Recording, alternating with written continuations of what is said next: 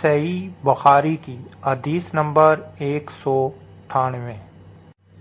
جب رسول کریم صلی اللہ علیہ وآلہ وسلم بیمار ہوئے اور آپ کی بیماری زیادہ ہو گئی تو آپ صلی اللہ علیہ وآلہ وسلم نے اپنی دوسری بیویوں سے اس بات کی اجازت لے لی کہ آپ کی تیمارداری میری ہی گھر کی جائے گی۔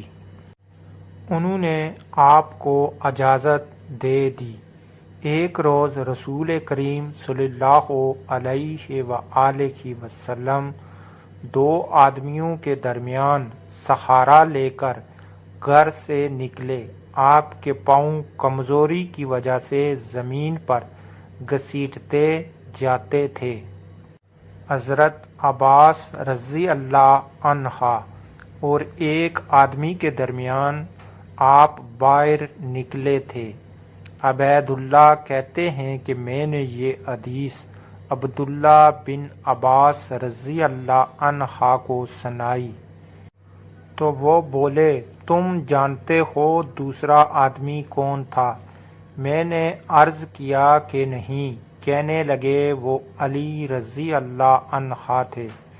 پھر حضرت عائشہ رضی اللہ عنہا بیان فرماتی تھی کہ جب نبی کریم صلی اللہ علیہ وآلہ وسلم اپنے گھر میں داخل ہوئے اور آپ کا مرض بڑھ گیا تو آپ نے فرمایا، میرے اوپر ایسی 7 مشکوں کا پانی ڈالو جن کے سر بند ہوں، کھولے گئے نہ ہوں، تاکہ میں سکون کے بعد لوگوں کو کچھ وصیت کروں۔